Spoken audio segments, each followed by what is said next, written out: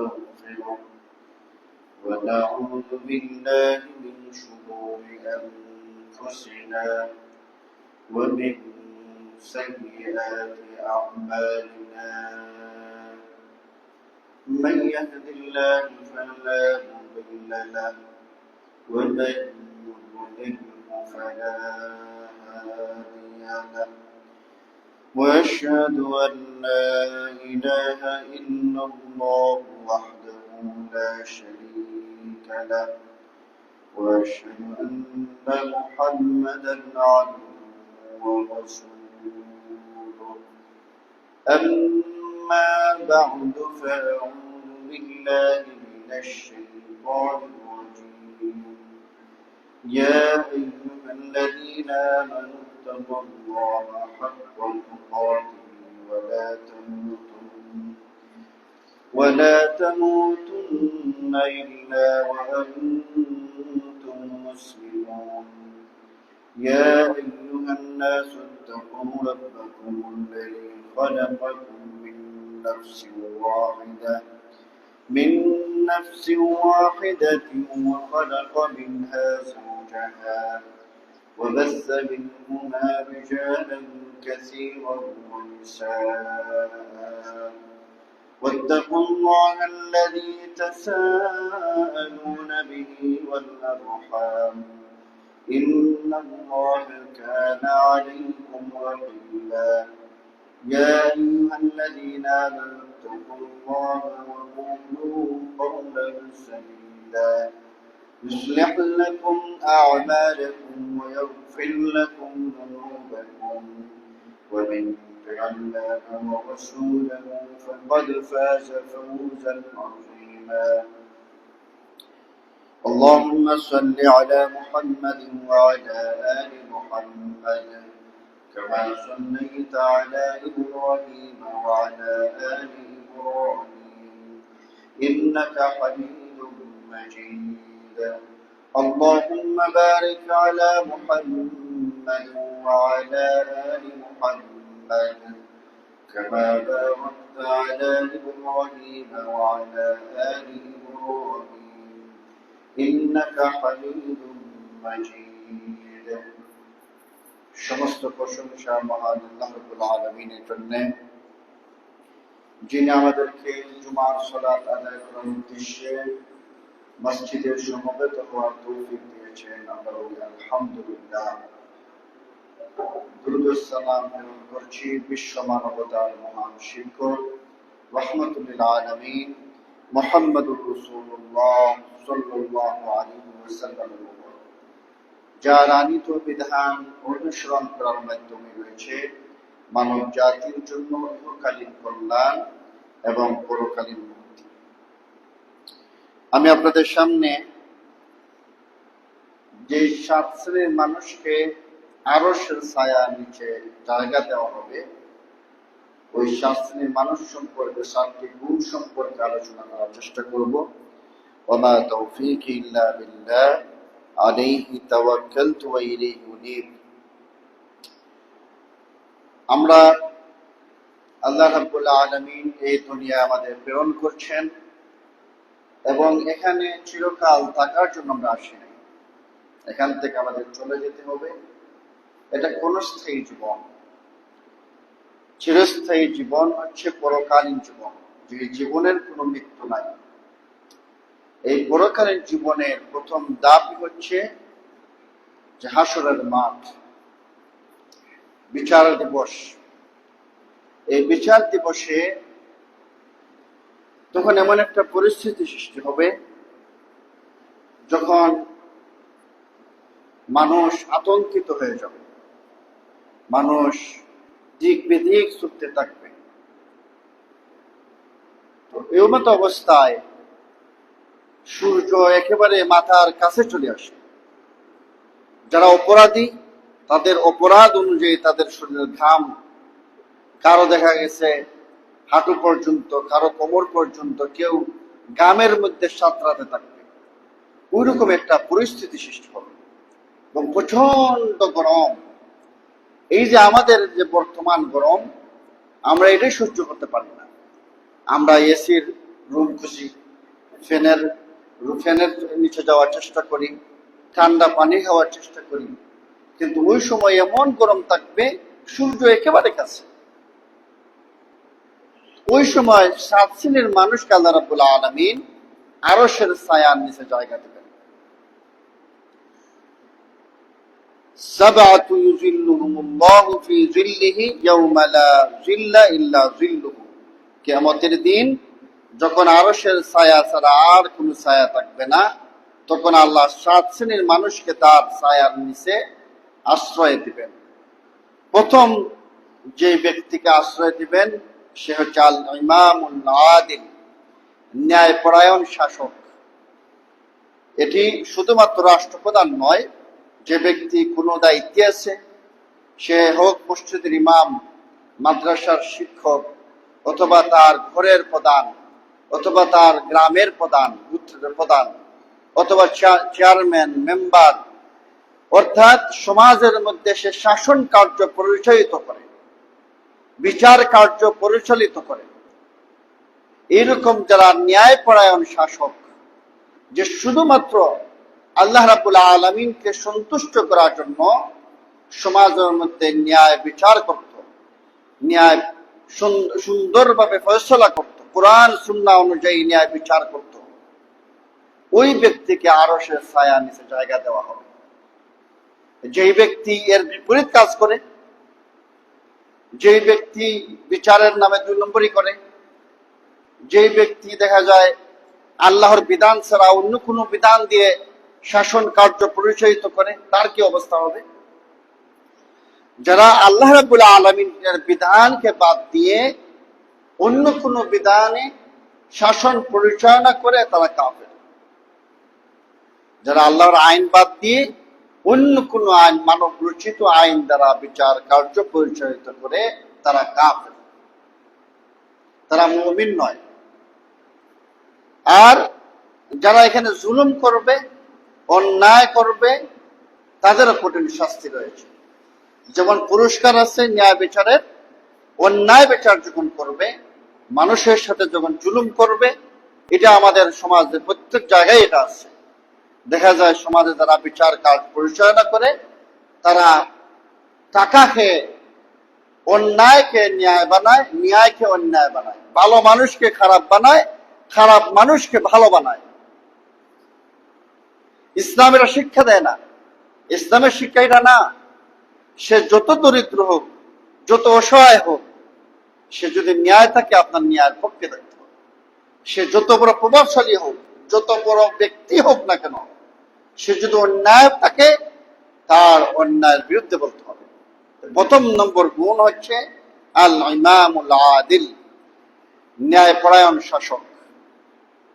আল্লাহ রাব্বুল আলামিন বলছেন, ইন্নাল্লাহা ইয়া'মুরুকুম আন তু'আদ্দুল আমানাতি ইলা আহলিহা ওয়া ইযা হাকামতুম বাইনান নাসি আন তাহকুমু বিল আদল।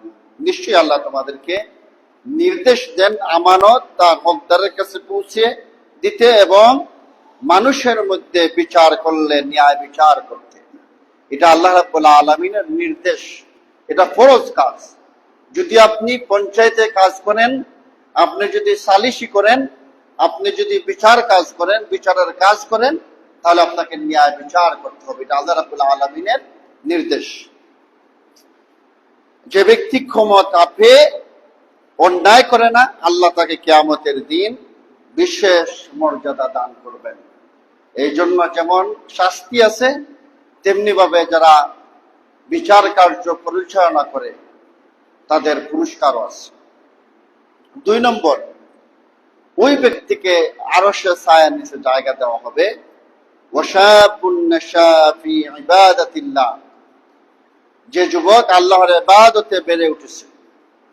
যুবক বয়সে ইবাদত, যুবক বয়সে সে গুনাহ থেকে বেঁচে থাকছে, যুবক বয়সের মধ্যে সে আল্লাহ রাব্বুল আলামিনের নাফরমানিমূলক কাজ করে নাই, আল্লাহ রাব্বুল আলামিনের সন্তুষ্টিমূলক কাজ করছে।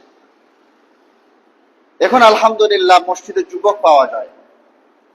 আমরা ছোটবেলায় দেখছি যুবক বলতে নাই, বৃদ্ধদের কাজ হলো সালাত করা, যুবকরা সালাত আদায় করবে না। এবং এরকম একটা ধারণা ছিল যে একটা বয়স যখন হবে সময় সে দাঁড়িয়ে রাখবে, নামাজ পড়বে। আর এখন গুনাহ করার সময়, যৌবনের সময়, এটা গুনাহ করার সময়, সমাজও মেনে নেয় এটা একটা গুনাহ করার, একটা দুষ্টুমি করার সময়। হায়াত মৌতের কোনো গ্যারান্টি নেই। আপনি বলতে পারবেন না যে আগামীকাল আপনি বেঁচে থাকবেন, এরকম কোনো গ্যারান্টি নেই। যৌবন হচ্ছে যৌবন কাল, এটা আপনাকে প্রতারিত করে। আপনার বিভিন্ন কাজ, বিভিন্ন পাপ কাজ আপনাকে এই পাপের দিকে ডাকে। বন্ধু আপনাকে পাপের দিকে ডাকতেছে, পরিবেশ আপনাকে পাপের দিকে ডাকতেছে। এমত অবস্থায় যদি আপনি ইবাদত বন্দেগী করে আপনি সময় কাটান, আপনি দেখবেন বৃদ্ধ বয়সে কিন্তু নারীর সাথে রিলেশন করতে তার মন চাইবে না। যুবক বয়সী তার বয়সীটা উদ্বুদ্ধ করে। এমত অবস্থায় যদি সে বেঁচে থাকে, রাসূলুল্লাহ সাল্লাল্লাহু আলাইহি সাল্লাম বলছেন, মাইয়াত মাল্লি মা বাইনা লাহইহি ওয়া মা বাইনা রিজলাইহি আদমাল্লাহুল জান্নাহ। তোমরা যদি আমাকে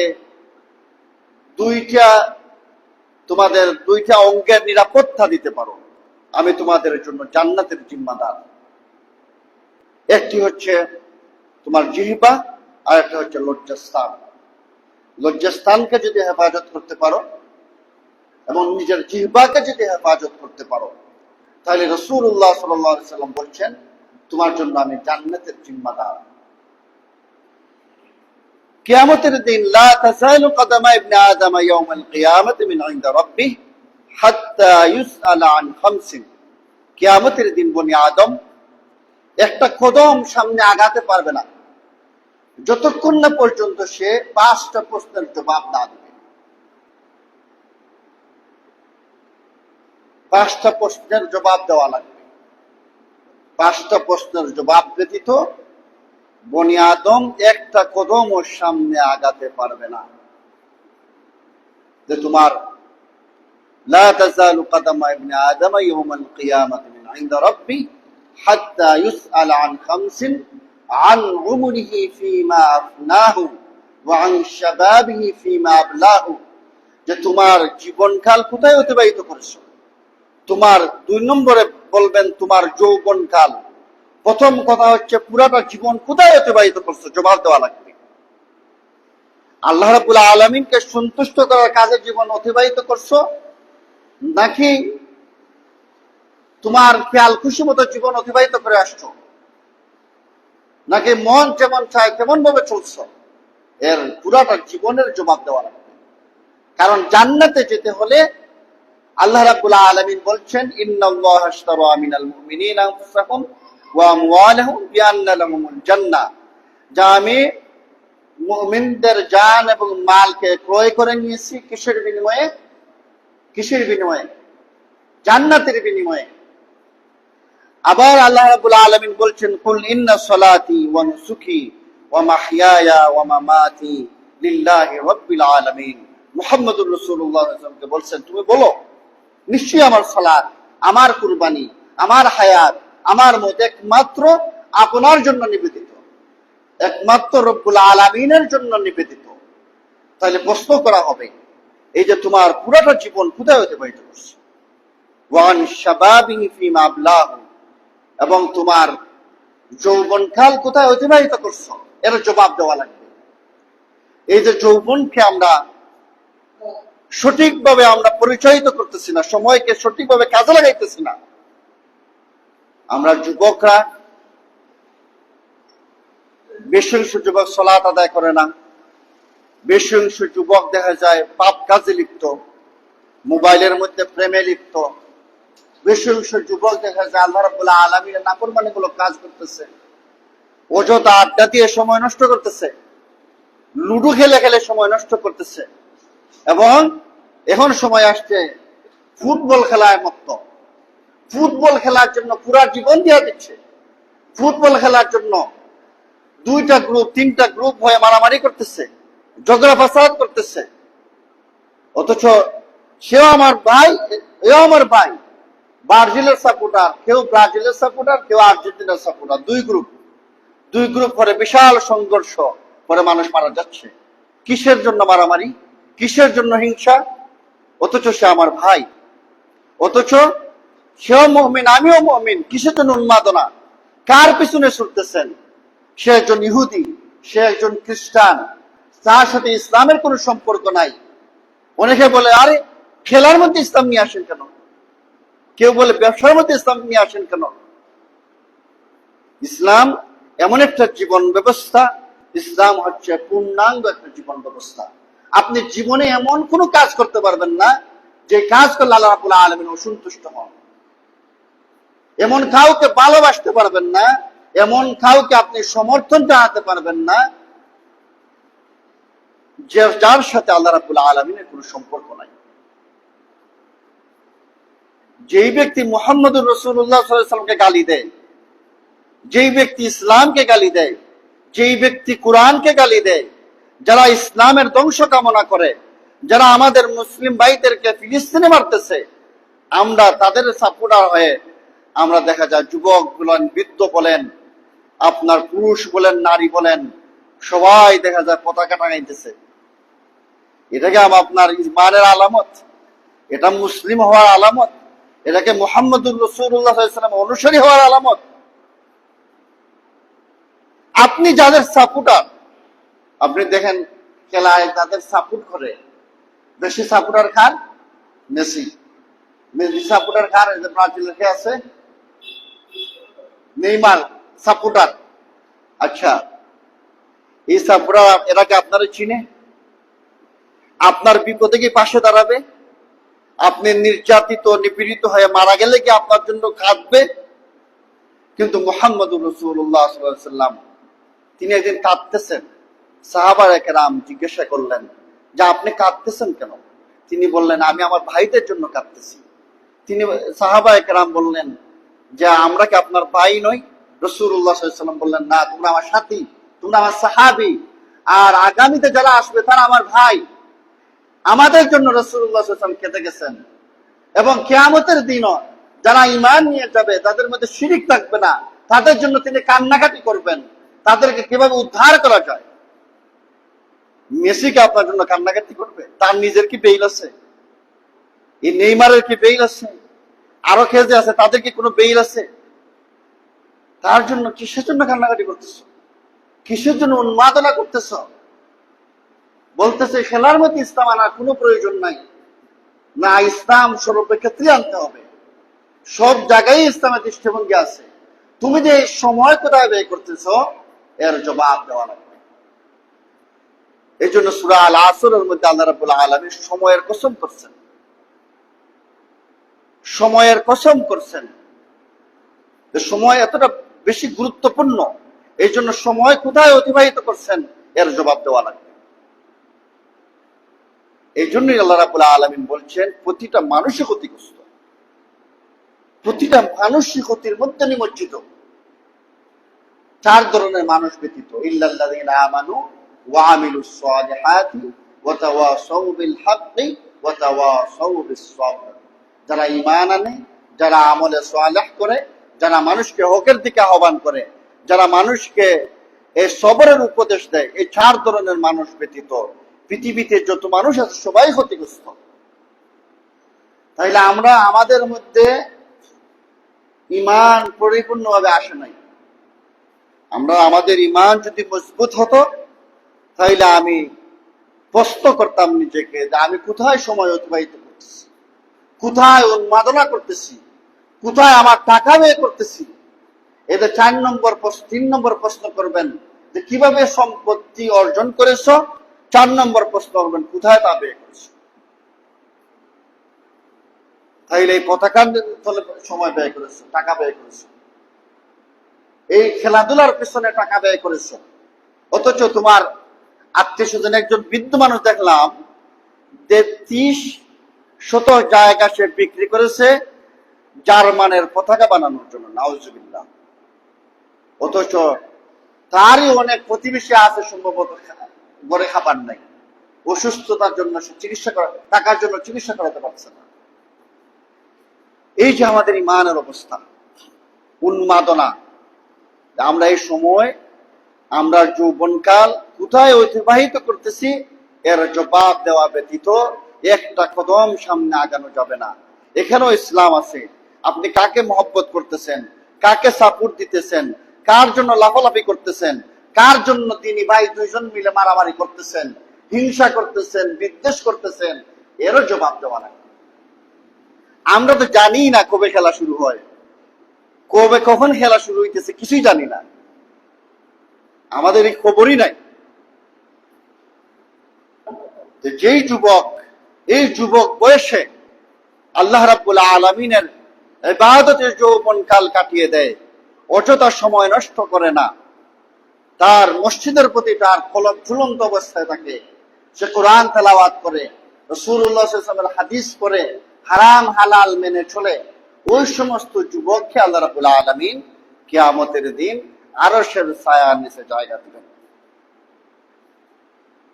এটা হচ্ছে তাকওয়ার পরিচয়। আপনি খেলা দেখবেন না, খেলার সময় ব্যয় করবেন না, এটা তাকওয়ার পরিচয়। এর এই সময়ের জবাব দেওয়া লাগবে। 2006 সনে সম্ভবত পত্রিকায় আসছিল আর্জেন্টিনা এই জার্মানির সাথে হেরে গেছিল, পত্রিকায় পরের দিন নিউজ আসছে। এই চিন্তা, এই টেনশনে কিছু মানুষ টেনশনে হার্ট অ্যাটাক করে মারা গেছে। তার মৃত্যুটা কেমন হলো? একটা ছেলে পতাকা ঝুলানোর কারণ ঝুলাতে গিয়ে সে মারা গেছে, এর মৃত্যুটা কেমন হলো? এটা চিন্তা করতে হবে। আমি কোথায় সময় বের করতেছি, কোথায় আমার যৌবন কাল অতিবাহিত করতেছি। তারপরে তো আছে মোবাইলের মধ্যে অশ্লীলতা। মোবাইলে ঢুকেই আমরা দেখা যায় যুবকরা এত মোবাইলের মধ্যে আসক্ত, প্রতিটা যুবক মোবাইলে আসক্ত, টিকটকের মধ্যে আসক্ত, ফেসবুকে আসক্ত, তারপরে মাদক, অবাধ মেলামেশা, এইভাবে দেখা যায় যুব সমাজ আমাদের ধ্বংস হয়ে গেছে। তো যে যুবক এই এত কিছুকে মোকাবেলা করে, এত খারাপ কাজকে বাদ দিয়ে সে আল্লাহর রাস্তায় চলে, এই যুবকের পুরস্কার হচ্ছে তাকে আরশের ছায়ার নিচে জায়গা দেওয়া হবে।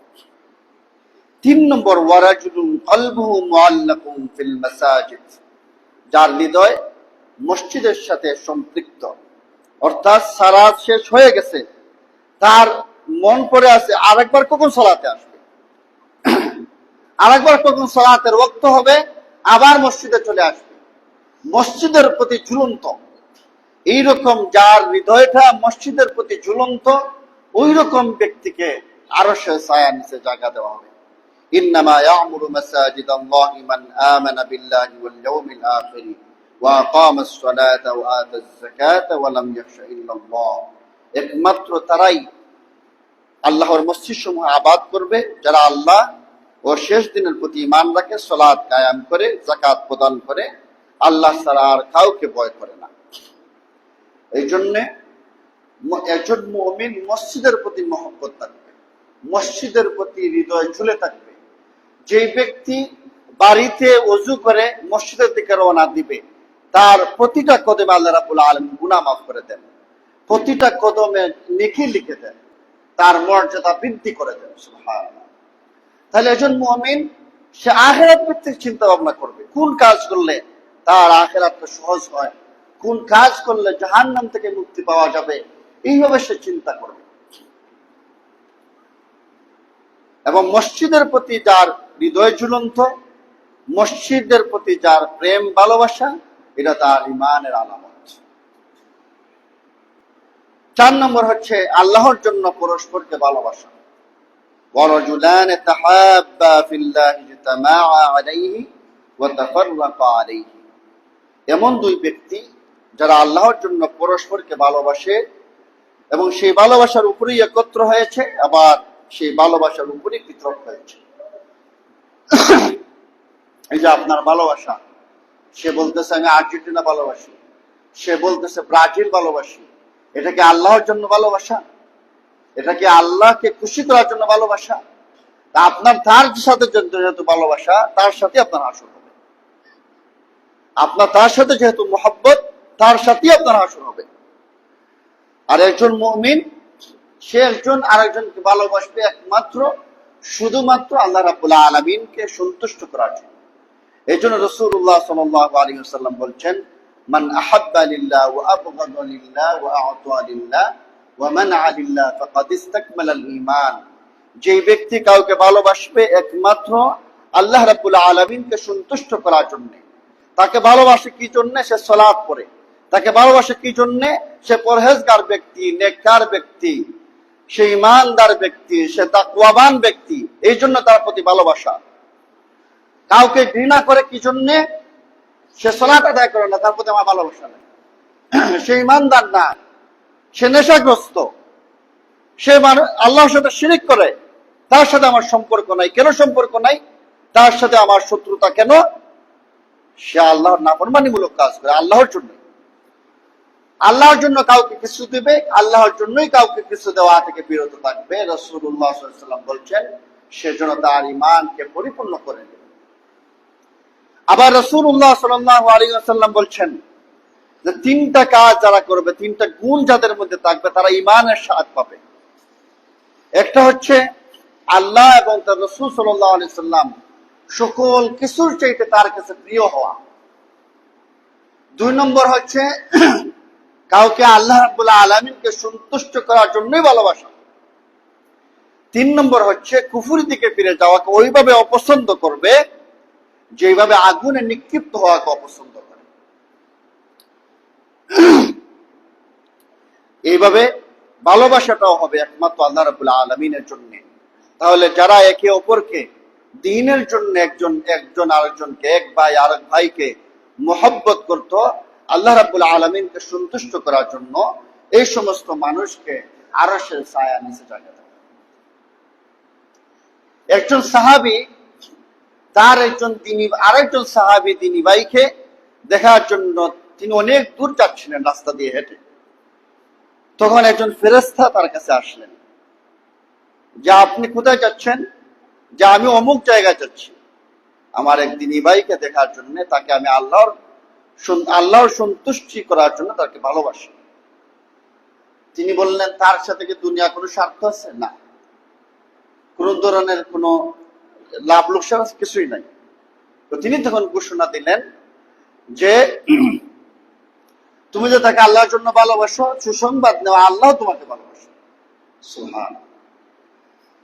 5 নম্বর হচ্ছে ওয়ারাজুলুন তালাবাতহু ইমরাআতুন যাতু মানসিবিন ওয়া জামালিন ফাকালা ইন্নী আখাফুল্লাহ। সুন্দরী মর্যাদাবান নারী যখন হারামের দিকে আহ্বান করে, তখন সুযোগ থাকা সত্ত্বেও সে বলে আমি আল্লাহকে ভয় করি। সুন্দরী রমণী নারী তাকে আহ্বান করতেছে। আমরা তো সুন্দরী, আমাদের ইমানের অবস্থা এমন হয়েছে যে সুন্দরী রমণী নারী আহ্বান করবে কি দূরের কথা, আমরাই কিভাবে আহ্বান করতে পারি সেই দিকে সারাদিন রাত চিন্তা ভাবনা এটাই, কিভাবে সুন্দর নারীকে আমরা আহ্বান করতে পারি। ওই ব্যক্তি 5 নম্বর তার গুণ, যাকে সুন্দরী রমণী নারী স্বয়ং আহ্বান করতেছে যে তুমি আমার সাথে হারাম রিলেশনে আসো, তুমি আমার সাথে খারাপ কাজ করো, কিন্তু সে জবাব দিবে ইন্নী আখাফুল্লাহ, আমি আল্লাহকে ভয় করি। তোমার যদি কোনো নারী কথা বলতে চায়, তুমি বলবা ইন্নী আখাফুল্লাহ, আমি আল্লাহরে ভয় করি, তোমার সাথে আমি কথা বলবো না। মোবাইলে যদি কোনো মেয়ে চ্যাট করতে চায়, তুমি বলবা ইন্নী আখাফুল্লাহ, যে আমি আল্লাহরে ভয় করি, আমি মোবাইলে তোমার সাথে কথা বলবো না। কথা বলাটাই প্রথম ফিতনা, প্রথম সালাম বিনিময়টাই প্রথম ফিতনা। এই অবিবাহিত ছেলে মেয়ে সালাম বিনিময় করাটা জায়েজ নাই, এটা একটা ফিতনা। তার এখানের মধ্যে হারাম রিলেশনের দিকে সম্পৃক্ত সুযোগ আছে। ওই রকম যুবক, যে যুবক সুন্দরী মর্যাদা সম্পূর্ণ নারী আহ্বান করবে আর সে বলবে ইন্নী আখাফুল্লাহ, আমি আল্লাহরে ভয় করি, আমি হারামের দিকে পা বাড়াবো না। এই জন্যে আমাদের ওই রকম ঈমান হওয়া লাগবে, ওই রকম মুমিন হওয়া লাগবে যে আমি তো মেয়ের দিকে তাকাবই না, আমি তো মেয়ের সাথে কথা বলবোই না, কোনো মেয়ে যদি আমার সাথে কথা বলতে চায়, কোনো মেয়ে যদি আমার সাথে কথা বলার চেষ্টা করবে, তখন আমি তা প্রত্যাখ্যান করবো। এইরকম ইমান থাকা লাগবে। অথচ ছেলে মেয়ে কথা বলতেছে, শয়তান কত রকম চক্রান্ত, শয়তান কতভাবে ফাঁদ ফেলে। মেয়ে ফোন করে বলে, যা তুমি নামাজ পড়ছো কিনা? ছেলে বলে, যে আমি যার সাথে কথা বলি এটা কিন্তু খুব দিনদার নেই, আমি নামাজ পড়ছি কিনা খুঁজবে। আমি তো রোজা রাখছি, তুমি রোজা রাখছো নাকি? হ্যাঁ আমি তো রোজা রাখছি, তাহলে আসো আমরা একসাথে ইফতার করি। দেখেন শয়তানে কিরকম দিনদার মানুষকে কিভাবে ফেতনার মধ্যে ফেলে। তারপরে আসে এরকম দিনদার প্রেমিক প্রেমিকা আছে যে বলে যে তাহাজ্জুদের সালাতের মধ্যে আমার প্রেমিকা আমাকে উঠাইয়া দেয়। কি রকম দিনদার! আস্তাগফিরুল্লাহ। যে তাহাজ্জুদের সালাতে আমার উঠাইয়া দিতেছে, অথচ করতেছে কি? হারাম রিলেশন করতেছে, হারাম কথা বলতেছে। এই যে কথা বলাটা, এটা জিনা, কথা বলার জিনা, মুখের জিনা। এই যে তার সাথে এই যে মোবাইলে আমাদের চ্যাট করতেছে, এটা হাতের জিনা। মন দিয়ে যে চিন্তা ভাবনা করতেছে, এটা অন্তরের জিনা, এটা সবগুলোর জিনা। তাইলে যেই সমস্ত দিনদার পরিচিত, দিনই লেবাসদার, যারা মনে করে যে এটা দিনদারি, আমাদের মেয়েও পর্দা, মেয়েরও বুরকা, ছেলেরও পাঞ্জাবি জুব্বা আছে, আবার দুইজনে দেখা করতে চলে গেছে, এরা কেউই দিনদার নাই। যে সমস্ত লেবাসদারি, যে ফোনে কথা বলবে, এরা মেয়েও দিনদার না, ছেলেও দিনদার না, দুটোই বেদিন। যারা প্রেমে লিপ্ত হবে, দুজনেই বেদিন। আবার বলে যে আমরা তো আসলে ওয়াদা করে ফেলছি, আমরা একজন আরেকজন ছাড়া থাকবো না, ওয়াদা ভঙ্গ করা তো খুবই রাখলাম। এই হারাম রিলেশনের মধ্যে কোনো ওয়াদা নাই, এই ওয়াদাকে প্রত্যাখ্যান করতে হবে। আবার দেখা যায় বন্ধু বান্ধব হারাম রিলেশনের দিকে নিয়ে যায়, খারাপ পথে একজন আরেকজনকে উদ্বুদ্ধ করে। রাস্তা দিয়ে হেঁটে গেলে মেয়ের দিকে দেখা দেয়, আঙ্গুল দেখা দেয় যে বন্ধু দেখো একজন যাইতেছে, অথচ বন্ধুর কর্তব্য কি ছিল? বন্ধু যদি তাকায় তার মুখ থেকে ফিরিয়ে দিবে, তুমি কোথায় তাকাইতেছো? নাউজুবিল্লাহ, আল্লাহ কাছে ক্ষমা প্রার্থনা করো। অথচ বন্ধু কি করে? বন্ধু হয় যে তুমি তো মিস করে ফেলতেছো, তাকায় দেখো। এই হচ্ছে আমাদের যুবকদের অবস্থা। তো আমাদের ওই রকম ইমান হওয়া লাগবে, যা আমরা নারীদের দিকে তাকাবো না। আমরা যদি আমার তাকানোর মনে ইচ্ছা হয়, তাহলে বিবাহ করে দেবেন, পরিবারকে চাপ দিবেন বিবাহ করার জন্য, কিন্তু হারাম রিলেশনে আপনি কখনো জড়াবেন না। কেউ যদি জড়াতে চায়, আপনি বলবেন ইন্নী আখাফুল্লাহ, যে আমি আল্লাহকে ভয় করি। 6 নম্বর হচ্ছে ওয়ারাজুলুন তাসাদ্দাকা আখফা হাত্তা লা তা'লামা শিমালুহু মা তুনফিকু ইয়ামিনুহু। এমন ভাবে সদকা করে যে বাম হাত জানে না ডান হাত কি দিয়েছে। এমন ভাবে দান সদকা করে, যদি ডান হাত দান করে বাম হাত বলতে পারে না, এমন ভাবে দান করে। পকেটে হাত দিচ্ছেন, টাকা যা আছে বের করে দান করে, আপনি নিজেও জানেন না কত দিচ্ছেন। এরকম দান করতে বলে আছে কি? হুসাইন রাদিয়াল্লাহু তাআলা ছেলে সম্ভবত আলী রহমতুল্লাহ আলী বিন হুসাইন রহমতুল্লাহ আলী। তিনি যখন মারা গেছেন, তার পিঠের মধ্যে কালো কালো দাগ দেখা গেল। তো লোকেরা বলা বলি করলো যে উনার পিঠের মধ্যে এত দাগ কিসে? ওনার পরিবার বলল, তিনি প্রতিদিন রাতে আটার বস্তা নিয়ে তিনি গরিব মানুষের বাড়ির সামনে রেখে আসতেন। কিন্তু গরিব মানুষ জানতো না যে তিনি রেখে আসতেন, এটা জানতো না, তিনি রেখে আসতেন। এইভাবে প্রতি রাতেই তিনি এইভাবে করতেন। এই জন্য ওনার পিঠে দাগ পড়ে গেছে, কিন্তু কেউই জানতো না যে তিনি এইভাবে দান করতেন। অথচ আমাদের অবস্থা হচ্ছে, মসজিদে যদি 100 টাকা দেয়, লাস্টে আসতে পারে 500 টাকা দিবে মসজিদে, একেবারে লাস্টে আসছে। সে এইভাবে মানুষকে পাশ কাটায় কাটায় ইমাম সাহেবের কানে কানে বলবে, অত জুড়েই বলবে, দেন না 500 টাকা দিলাম। নাম যদি না বলে সে রাগান্বিত হয়ে যায়। প্রকাশ্যে দেওয়া গুনাহ কিছু না, প্রকাশ্যে দেওয়া জায়েজ আছে, কিন্তু প্রকাশ্যে দান করার মধ্যে আপনার রিয়া আসার সুযোগ আছে। রিয়া আসতে পারে, আপনার লৌকিকতা আসতে পারে। কিন্তু আপনি যদি গোপনে দান করেন, এমন দান যে আপনি ডান হাতে দান করছেন, বাম হাতেও জানে না, তাহলে আপনার কখনোই রিয়া আসার কোনো সুযোগ নাই। প্রকাশ্যে দান করা জায়েজ আছে, দেওয়া জায়েজ আছে, কিন্তু গোপনে দান করলে আপনার রিয়া আসার কোনো সম্ভাবনা থাকবে না। কিন্তু বর্তমানে আমাদের দানের অবস্থা, মানুষের দানবের বলবে এই জন্য সে দান করে, সমাজে প্রভাব প্রতিপত্তি বিস্তার করার জন্য দান করে। অনেক টাকা পয়সার মালিক, সে যদি চতুর্দিকে টাকা পয়সা দান করে, তাহলে তার একটা অবস্থান সৃষ্টি হবে। গরিব মানুষ তাকে সাফ সাফ বলে ডাকবে, কিন্তু গোপন দান করতে চায় না। যেই ব্যক্তি এইভাবে গোপন ভাবে দান করে, সালাফদের অবস্থা দেখেন, সাহাবীদের অবস্থা, তাবেঈদের অবস্থা, ওনারা এমন গোপন ভাবে দান করতেন যে কেউ, আশপাশের কেউ জানতো না যে ওনারা দান করতেছেন, এইভাবে দান করতেন। তো ওই সমস্ত দানকারী যারা তার ডান হাতে দান করলে বাম হাতেও জানে না, তাদেরকেও আরশের ছায়ার নিচে জায়গা দেওয়া হবে। ৭ নম্বরে যাদেরকে আরশের ছায়ার নিচে জায়গা দেওয়া হবে, ওয়ারাজুলুন যাকারাল্লাহ খালিয়ান ফাফাদাত আইনাহু, যখন কেউ একাকী অবস্থায় আল্লাহকে স্মরণ করে, নিজের গুনাহ কথা মনে করে, আখিরাতের ভয় করে, চোখে অশ্রু ঝরে, তখন সে আল্লাহর নিকট অত্যন্ত প্রিয় হয়ে যায়। একাকী বসে আছে, এ চিন্তা করতেছে আল্লাহর নিয়ামতের কথা, চিন্তা করতেছে আল্লাহর দয়ার কথা।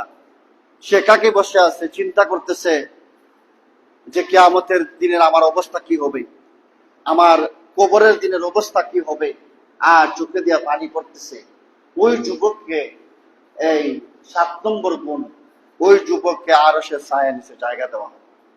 একটু যদি চিন্তা করি, আমরা এই যে গরম আমরা সহ্য করতে পারি না, এই গরমের মধ্যে যদি, এই অবস্থায় যদি আমাদেরকে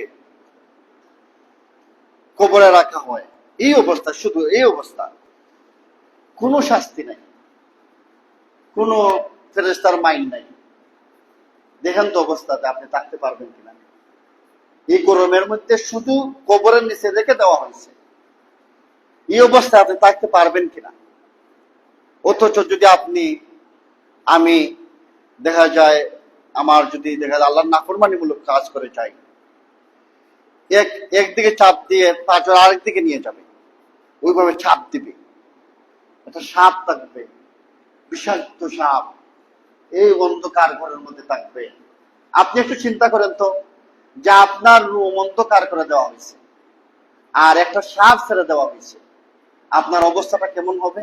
সাপ কিন্তু দংশন করে নাই আপনাকে, আপনি চোখের মধ্যে আছেন, নিচে একটা সাপ দিয়ে দেওয়া হয়েছে, দরজা বন্ধ করা, অন্ধকার ঘর, সাপ আপনাকে দংশনও করে নাই, কিছুই করে নাই, এমনি আছে, কি অবস্থা আপনার হবে। তাইলে আপনি যদি বসে একটু চিন্তা করেন, আপনি যদি কবরের পাশে যান, একটু চিন্তা করেন যে আমার মতোই তো অসংখ্য মানুষ কবরে চলে আসছে, আমারও তো চলে আসা লাগবে, আমার অবস্থা কি হবে।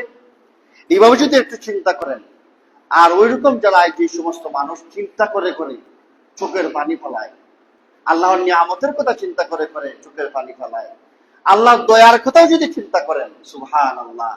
আমরা দেখেন আমাদের মুসলিমদের অবস্থা দেখেন, 90%, 95% মানুষ শিরকে আক্রান্ত, আল্লাহর নাফরমানিতে আক্রান্ত। কতজন আমরা মানুষ আছি যে সুদ খাই না, কোনো না কোনোভাবে সুদ খাইতেছি, কোনো না কোনোভাবে গুনাহ করতেছি, কোনো না কোনোভাবে অপরাধ করতেছি। আমরা মিথ্যা কথা বলি, প্রতিটা মানুষই আমরা মিথ্যা কথা বলি, প্রতিটা মানুষই ওয়াদা খেলাপ করি, প্রতিটা মানুষই ব্যবসার মধ্যে বেজাল, আমরা বেজাল ব্যবসা করতেছি, আমরা খাদ্যে বেজাল দিতেছি, আমরা হক নষ্ট করতেছি, আমরা কত ধরনের আল্লাহর নাফরমানিমূলক কাজ করতেছি। তারপরও দেখেন তো আল্লাহর কত দয়া, আল্লাহ আমাদের না খাওয়াই রাখছেন, আল্লাহকে অক্সিজেন বন্ধ করে রাখছেন, আল্লাহকে আপনার পানি বন্ধ করে দিচ্ছেন, আল্লাহকে সাথে সাথে গজব নাযিল করছেন, কিছুই তো করেন নাই। একটু যদি চিন্তা করেন, এত অপরাধ প্রবণতা, মোবাইল বাহির করলে অপরাধ, মোবাইল বাহির করলে অশ্লীলতা, মোবাইল যার কাছে আছে অশ্লীলতা, নাটক দেখতেছে, সিনেমা দেখতেছে, এইভাবে সময় অতিবাহিত করতেছে। তারপরে এত অপরাধের মধ্যেও আল্লাহ আমাদের গজব নাজিল করতেছেন না, আল্লাহ আমার শাস্তি দিতেছেন না, আল্লাহ আমার সমাজের মধ্যে অপমানিত করতেছেন না, অপদস্থ করতেছেন না, আল্লাহ আমারে খাওয়াইতেছেন, রিজিক দিতেছেন, আমারে সম্মান মর্যাদা রেখেছেন, এত নিয়ামত, এত অপরাধ করার পরেও এত নিয়ামত দিতেছেন, সুবহানাল্লাহ। তাহলে তিনি কত বড় রহমান, তিনি কত বড় দয়ালু, কত মায়া ওনার। এই যে আল্লাহর যে মায়া, কত মায়া, 99 ভাগের মধ্যে এক বা পুরা সৃষ্টির মধ্যে দেওয়া হয়েছে, সুবহানাল্লাহ। তাইলে একটু যদি আমরা ক্ষমা চাই, তিনি সাথে সাথে ক্ষমা করে দেন। একটু যদি কান্নাকাটি করি, এই দেখেন শুধু কান্না করে চিন্তা করতেছে, আল্লাহ তুমি আমারে কত দয়া করো, আল্লাহ তুমি আমারে কত মহব্বত করো, আল্লাহ এইভাবে চিন্তা করে ওরা চোখে পানি ফালাইতেছে। আল্লাহ বলছেন ওই যে চোখে পানি ফালাইতেছে, আমি তারে আরো সে ছায়া নিজের জায়গা দিলাম, সম্মান দিলাম, মর্যাদা দিলাম, সুবহানাল্লাহ।